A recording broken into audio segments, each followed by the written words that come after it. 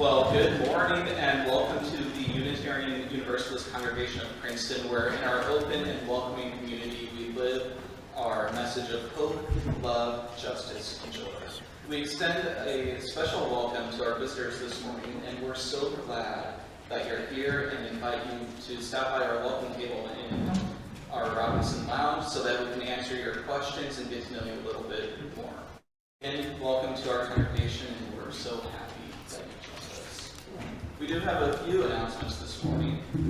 Our 2023 fellowship auction has been a great success. Thank you all so much for who have donated so far. We have raised $19,000 for UUCP. Yeah. And the auction isn't quite over yet. Check out the great events, items, or services available at the fellowship auction table in Robinson Lounge. And if you are already a lucky winner but haven't paid, please see Louis Sr. at the table to make payment arrangements. Thank you for all the volunteers, donors, bidders, and winners. This coming Sunday is Loaves and Fishes, our annual hot meal prepared and served to those in need in Trenton, together.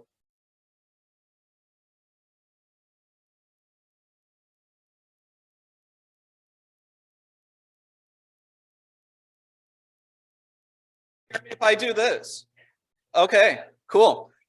Oh, came back. Okay, better. So this Sunday is our Loaves and Fishes, our annual hot meal prepared and served to those in need in Trenton, together with our UU friends from Washington Crossing congregation. We've done this one way or another for over 30 years now. However, this year we will not be making peanut butter and jelly sandwiches. Instead, we will be baking chicken. So we need a lot of chicken bakers to prepare a very easy recipe and have it all prepped. And all the prepped food needs to be back to Louis Sr. by this Friday afternoon, March 24th. Again, please contact Louis Sr. if you have any questions about that. Also, the young adult group will be holding an informal Zoom meeting Thursday, March 30th from 6 to 7 p.m. to discuss the group's next steps. For more information, please talk to Jenna Finnan-Kelly or Emma Moore. Our UU Spring Sale is less than 2 months away. It's Friday, May 5th and Saturday, May 6th. Come and join in the fun to make our spring sale a huge success while helping our community and making new friends. There are many volunteer opportunities during setup week and sale days. Please sign up at the spring sale table in Robinson Lounge or use Sign Up Genius on our website. And the Racial Justice Ministry group usually meets every third Sunday of each month. However, this month they'll be meeting Thursday, March 30th at 7 p.m. If you wish to join this meeting by Zoom, please drop an email to our Racial Justice Ministry group. And finally, we do have an announcement from Elizabeth and Sydney.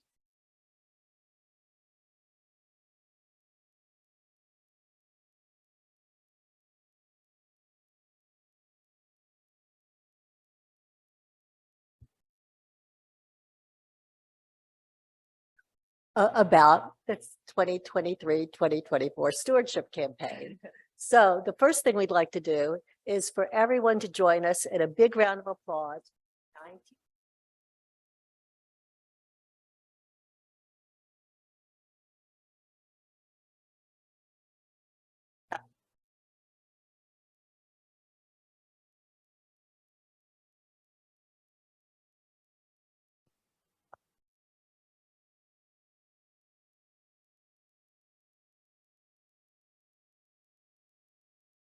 How's this? Any better? Yeah, okay. We'd like everyone to join us for a big round of applause for the 90 members and friends of UU Princeton who have already submitted pledges to the 2023-2024 stewardship campaign. Many, many thanks to all of you.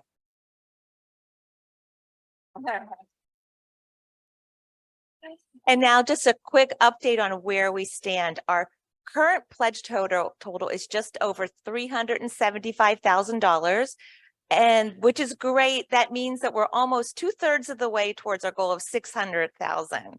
we're heartened, we really are heartened by many of you who have increased your pledges over that of the current year. In fact, pledges from our repeat pledgers, not the new ones, are up by an average of 4% over the previous year, with some pledges doubled or even tripled. And we really have a warm, heartfelt thanks to all of you, but especially to those. We are also thrilled by the number and the amount of the new pledges that we have already received, 9 in all, for a total of almost $23,000. But you knew there was a but coming. We still have a long way to go. As you know, this theme's the theme for this year is participation, and many UUCP Princeton members and friends have not yet participated. We knew that our dream, and it was a dream, of having most of the pledges in within 2 weeks, which is today, was somewhat unrealistic, but we just put it out there anyway. At this point, we have received pledges from just under half of you. Fortunately, we have another but to share. This time it's, but the 2 weeks is not over yet. Pick up a pledge card, fill it in, and drop it in the box in Robinson Lounge today, and it will still count in the 2-week period. Go online when you get home and pledge, and that will still count. Or you can even call Sarah, congregation office, and leave a message. Remember, participation. I'm not going to sing. I'm not Carly Simon, and I'm definitely not Joellen. Participation can make us so great. Don't keep us waiting. Please send in your pledge to give us these great new days. Thank you once again. Thank you.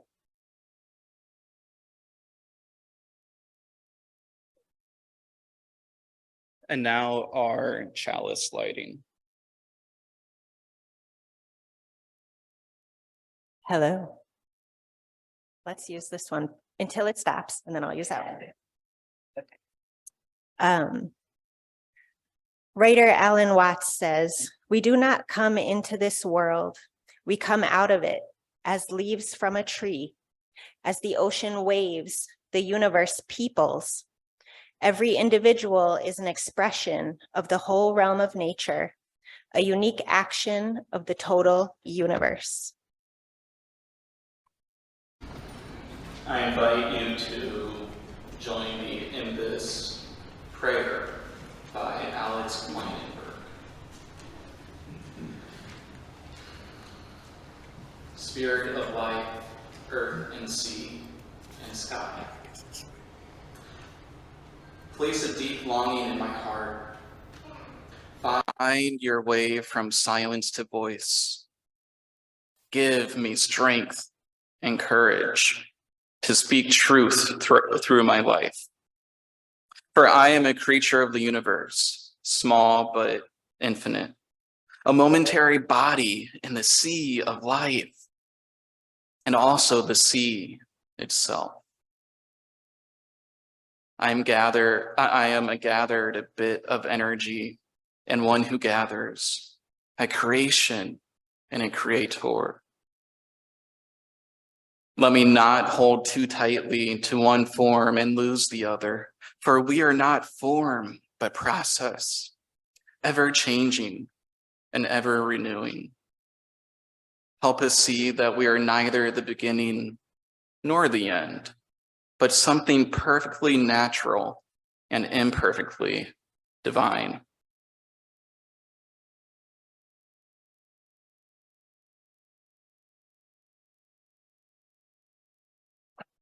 My excitement climbs as I break open the giant cardboard box. The joyful anticipation of what's inside is slightly watered down with guilt as I unravel a sinful amount of plastic packaging.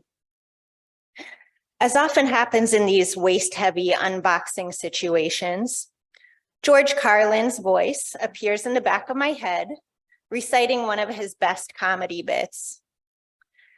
The earth doesn't share our Imagine I have George Carlin's voice here.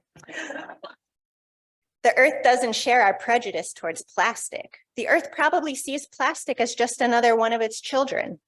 Could be the only reason the earth allowed us to be spawned from it in the first place. It wanted plastic for itself. Didn't know how to make it, needed us. could be the answer to our age-old egocentric philosophical question. Why are we here? Plastic a-hole, that's what he says.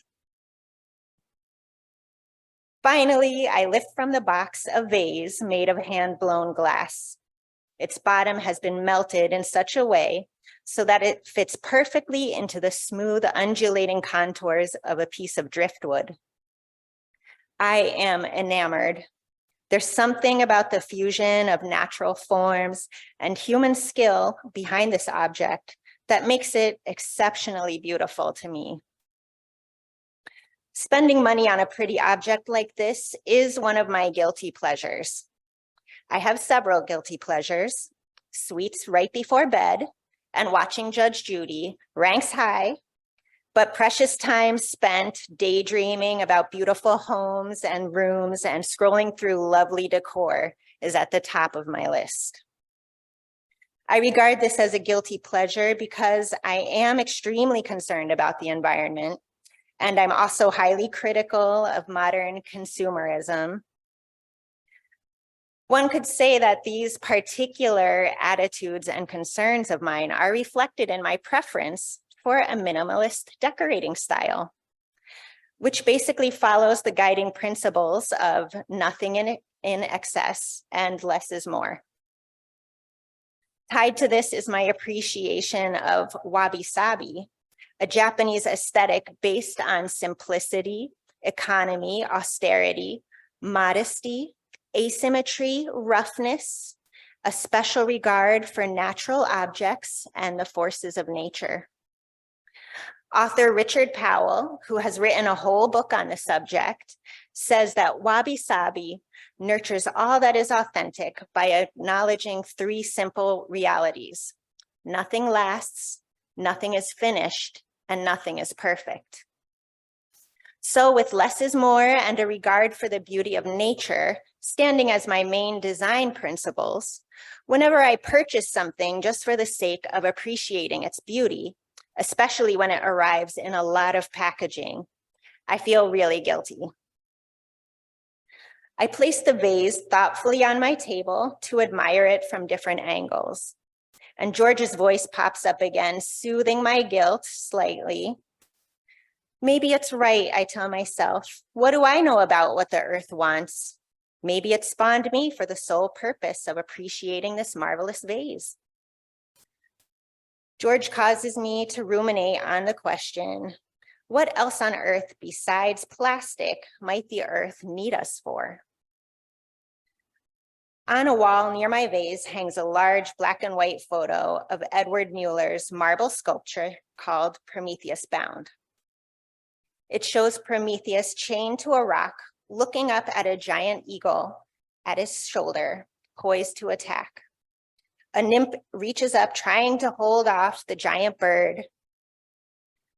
After months, no years, of searching for the perfect art piece for my wall, I chose this not only for its visual beauty, but also for its greater meaning to me. Prometheus is the Greek god of art, civilization, and technology, and he is best known for giving fire to mankind. His fire is symbolic of creative desire, the innate human drive to create something new and good, and also the unique human ability to execute those ideas. In some Greek stories, Prometheus had himself fashioned humans from clay. I like to imagine him working by his own firelight, making finely crafted wabi-sabi style human vessels. First molding the most basic form, human body and mind, and next adding some diversifying features, color, contour, texture, gender, who knows, before turning us out as incomplete, imperfect, impermanent works of art. But just before we exit into the world, he hands each of us a creative torch of our own, so that throughout life, each person may continue to create themselves through the choices they make, the talents and skills they cultivate, and the interests and desires that they pursue. Back to my pondering, What else besides plastic might the earth need us for?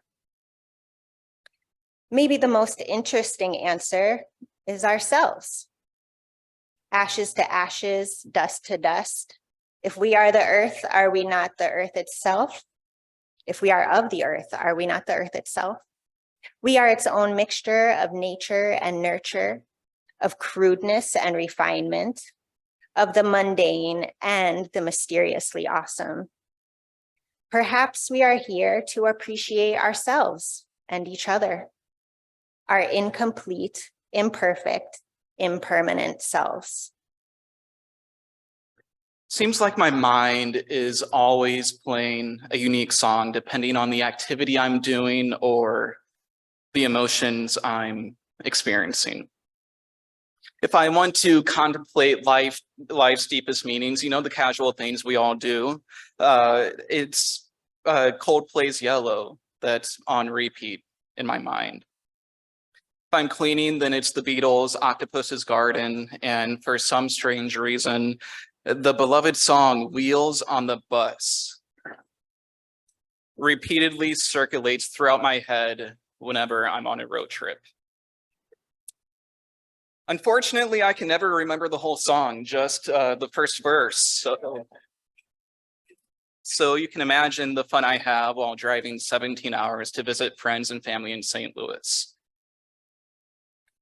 I think I can safely say that my inner monologue thinks that I'm a rock star when it comes to just that one verse of Wheels on the Bus. But I'm sure we all have those songs that we never think about until we do a specific activity. Recently, a new song has been added to my brain's queue, Lizzo's Special. Lizzo is a contemporary artist and songwriter, feminist, and activist. Her songs aim to empower women with the recognition of their natural beauty. More so, she offers a message to the world that says, you are beautiful just the way you are. In her song, Special, Lizzo proclaims a powerful message. She sings, in case nobody told you today, you're special. In case nobody made you believe, you're special. Well, I will always love you the same.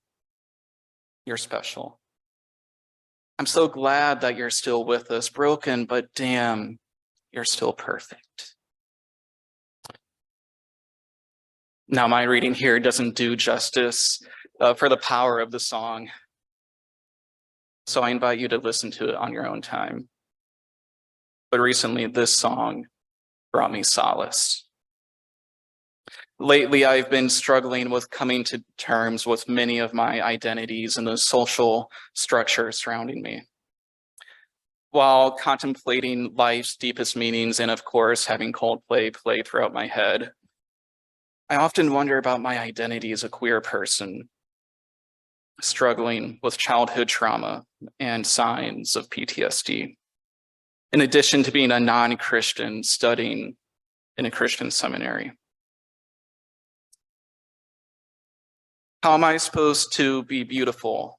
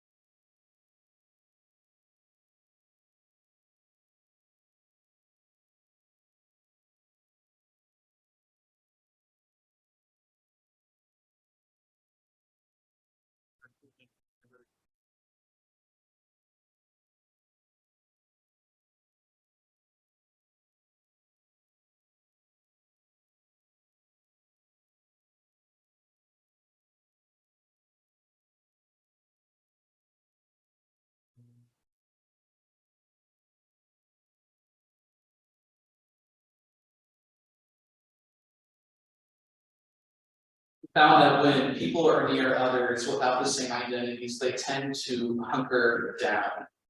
Not only do they not interact with as much people with, not only do they not interact as much with people who are different from themselves, they don't interact with their own group as much.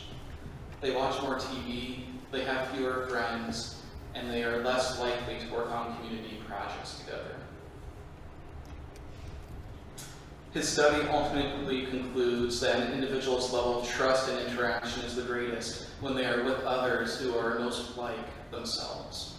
And when these results came back, Putnam and his colleagues didn't believe it, that they didn't think it was true, so Putnam spent years analyzing his data from over 30,000 people he interviewed.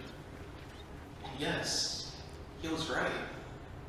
Putnam, a dyed-in-the-wool progressive and very pro-diversity, nevertheless concludes that in the face of diversity, most of us retreat. In truth, humanity is clannish. As humans, we have a natural tendency to be with those who have similar identities and often pause or stumble when different identities enter our sacred circle. And it takes a lot of hard work and commitment to break that habit and seek diverse and inclusive communities. Communities where people not only feel welcome, but feel like they belong to a place they can call home. For home is where we know our identities won't be judged as wrong or unwelcome. Home is where we feel most welcome, loved, safe, and even beautiful. Yet there are those of us who might struggle to find a home where love and beauty knows no limits. For far too many years, colonizers, patriarchs, societal caste elites, and many other dominators have attempted to label our identities and define where our home should be. History has shown that society doesn't think you're loved or beautiful unless you're a white, straight man. Even today, many institutions attempt to control our narratives. States are passing laws against queer and trans people. A former politician continues to dehumanize Mexican Americans and other immigrants. And racism against marginalized communities continues to live, both from the legal and humanistic side. These acts not only strip humans of their identity and humanity, they also claim that they aren't loved, beautiful, or that they belong. But we contain the power as both a community and an individual to break these oppressive systems and acknowledge the love and beauty our diverse identities bring to the table. Bell Hooks, a feminist author, activist, and educational philosopher, offers a vision of how we might create this inclusive space. In her 1989 essay, Choosing the Margin as a Space of Radical Openness, Hooks notes that spaces can be real and imagined. Spaces can tell stories and unfold histories. Spaces can be interpreted, appropriated, and transformed through artistic and literary practice. Friends, we must be willing to let new stories be told in our sacred circles and let diverse voices and identities be the authors and co-authors of those stories. For when these stories are told, understanding follows. And understanding builds friendship, friendship builds community, community builds belonging, and belonging strengthens the love and beauty of all identities. But this process cannot only happen during our allotted hour here on Sunday mornings. It shouldn't even be limited to UUCP-related events. Instead, our lives should constantly testify our love for and devotion to the sacredness of inclusive circles. For this sacred circle extends far beyond the walls of this building, beyond the city limits of Princeton, and even beyond this country. The sacred and mysterious circle of love inhabits the world and resides in each of our hearts. It recognizes and affirms our identities, saying that we are loved and beautiful. One of the things that I love about the greater Unitarian Universalist tradition is its commitment to fostering these diverse communities. You know, growing up in a Christian church, I didn't find many forms of genuine commitment to this diversity. Yes, some churches advocate for different social forms of inclusion, be it racial, gender, or sexual, but for many Christian churches, that's where their commitment seems to end to me. Whereas the Unitarian Universalist tradition I've experienced embodies all these commitments, while also pursuing more. Something truly unique happens when Buddhists and Christians and atheists and humanists and Hindus and Muslims and Wiccans bring their diverse life experiences and identities together into one common place. It fosters an atmosphere where learning and understanding heightens one's love and beauty.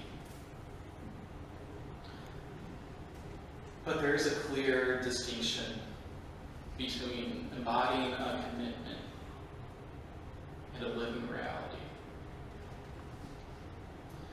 In a 2008 sermon at the First Parish in Cambridge, Reverend Fred Small addressed the reality of Unitarian Universalist congregations. He said that a multiracial congregation is usually defined as one in which has no more than 80% of worshipers, usually defined as one defined as in which no more than 80% of worshipers are of the majority race. He continues to say that there are only 5 multiracial congregations in the United States. 5. Now, this study was about 15 years ago, and a lot can change in 15 years. But let me ask you this. How much has it really changed? Reverend Small states that a multiracial congregation must have no more than 80% of worshipers as the majority race. But I want to challenge that and say that a true multiracial congregation equally represents all racial identities. A huge part of UU congregations creating a safe space to love the beauty of all identities means seeing equal representation. You know, as Unitarian Universalists, we like to think that we've done the work. We welcome everybody. We affirm everyone's inherent worth and dignity. And that's great. But the stereotypes reverberate and whispers heard throughout UU congregations. So it's our responsibility to create a place that not only embodies a commitment, but lives a reality. Because we live in a world that treats those who are not straight white men as second and even third-class people. And we must refrain from sitting idly by and only discussing and planning. Instead, we must put our words into action. For when we commit to the act of living in these inclusive, sacred spaces where all are equally represented, we show that our faith is not only one of discourse, but also one of love and justice. Furthermore, it is an active way of dismantling the structures that white hegemonic powers tirelessly try to maintain. It is a way of showing those who bring their unique identity to the table that they belong. And most of all, it allows everyone to proudly live into Lizzo's lyrics and joyfully proclaim that, damn, I am loved and I am beautiful. Amen. And at the end of our hour, we extinguish our chalice, knowing that its light carries us until we gather again. Go forth for the moments before you, the breath within you, the people among you, and the Spirit guiding you toward lives of greater love, beauty, and kindness. And go forth knowing that you are held always, and always with neighbor and stranger, by that great love of no beginning and never ending. Go in peace.